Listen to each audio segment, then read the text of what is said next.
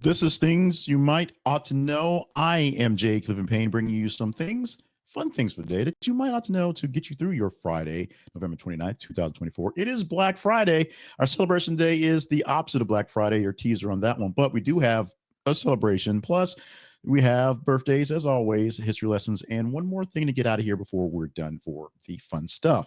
Now, let's remind you that this week we've had an experiment where we're doing all these things live to tape. That means they've been recorded well ahead of time. So hopefully nothing drastic has changed in the fun stuff.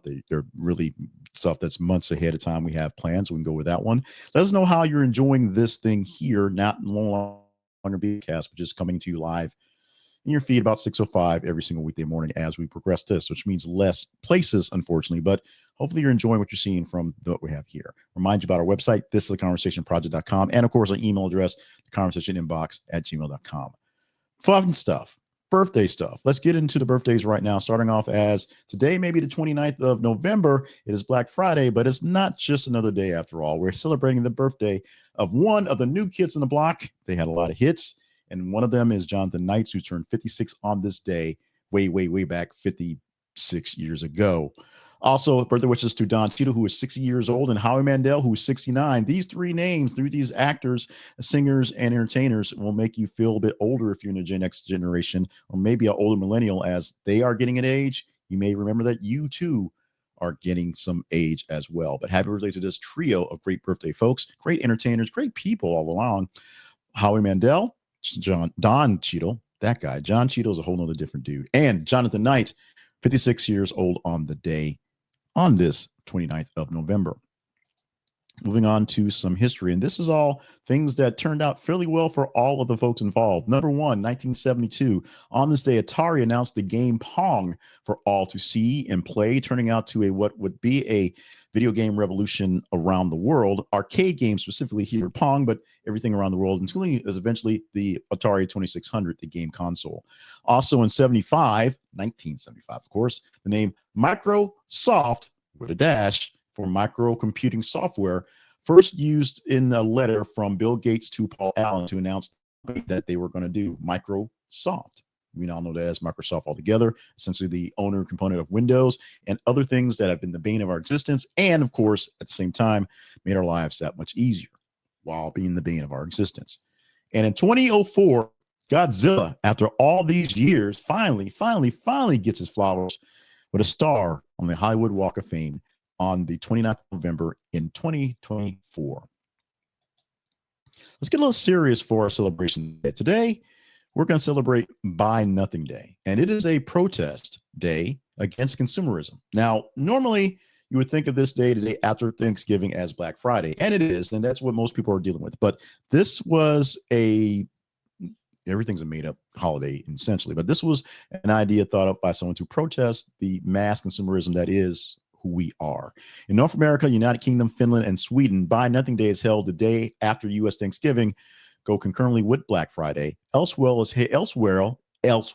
it is held the following day, which is usually the last Saturday in November. Created by artist Ted Dave and promoted by a magazine and nonprofit Adbusters. Buy Nothing Day encourages people to not shop for one day. Participants may participate in a variety of anti-consumerism and philanthropic activities, such as donating winter coats or marching through stores. Some activists also have extended Buy Nothing Day to cover the entire Christmas shopping season, a bit extreme, but people want to basically protest what they can protest. As of 2001, Buy Nothing Day has been observed in over 35 countries. In the late 1990s, Adbusters created a TV commercial to promote Buy Nothing Day in the US, but most television stations refused to air it because consumerism. Some commentators, particularly business groups, have criticized the event, claiming that it is economically destructive. Actually, not buying anything is really bad for the economy, but to, I guess, in a way to promote something akin to a minimalism lifestyle, or essentially just against just buying for the sake of buying. Buy Nothing Day is a day to remember that. So most people will not actually observe it. I'm putting it out there so you know of it. You have the choice to be less consumerist on your own and any day you want to.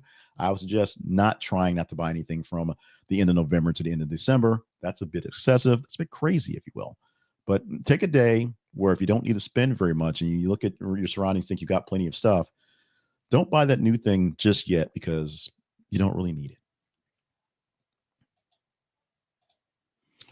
And one more thing before we're out of here for the day.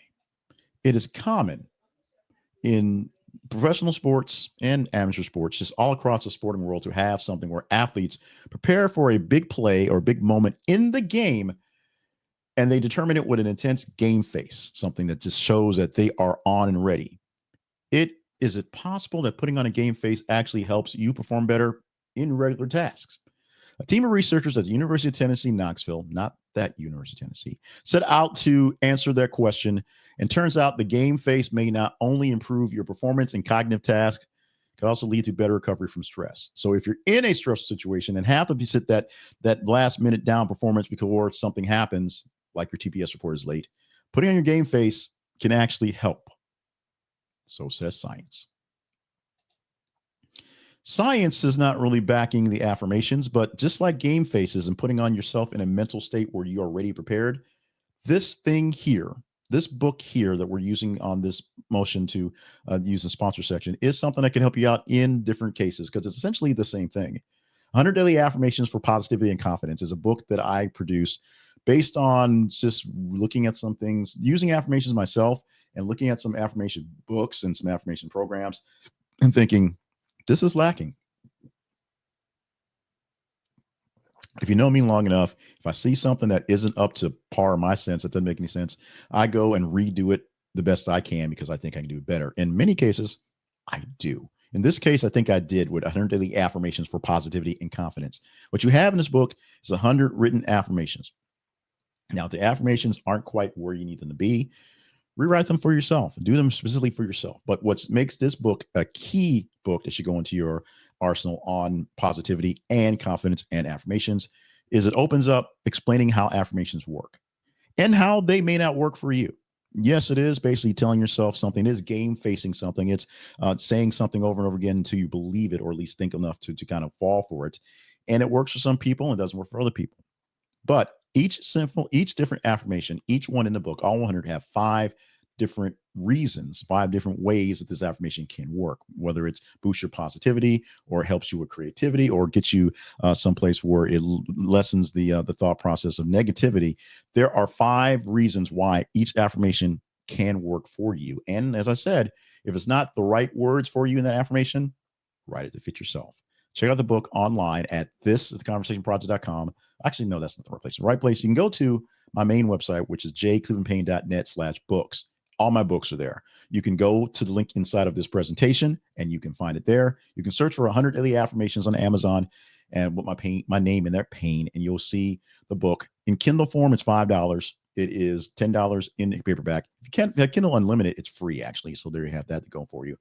And it's wherever you look for books anywhere. Just search for it anywhere. It's in all the bookstores, in the paper books somewhere. So check it out. It's called 100 Daily Affirmations for Positivity and Confidence. I've been promoting it for quite some time in this here program, actually, when we did the daily affirmation. And a lot of people have given me great responses and great feedback on that one. We pulled that away because we want to go back to the one last thing.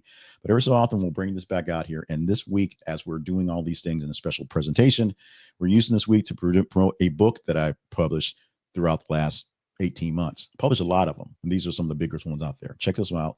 Things you might ought to know. It is 100 Daily Affirmations for Positivity and Confidence. Check it out by me on Amazon as quickly as you can. Maybe this is a book for your holiday gift. I think it might help you out.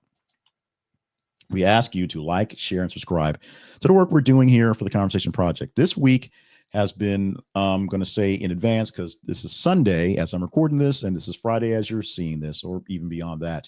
A week of rest, relaxation, of rejiggering, rewiring stuff. Literally, we were redoing the studio between leaving and coming back to make sure that things are up with the new equipment that we were able to get into here and cleaning things up a bit.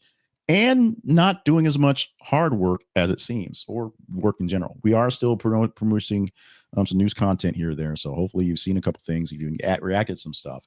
But only thing we're doing consistently is ahead of time is this one. But we need your help when we come back. So when we come back strong, make sure you like what you're seeing. If we're producing it in a great way, especially in this new way, pre-produce, and some things are going to be a little easier to do, and we do it ahead of time. There's much more time to do other stuff. Trust me, trying to do 7 of these things in one night has been quite of an ordeal right now, and one more to go for Saturday.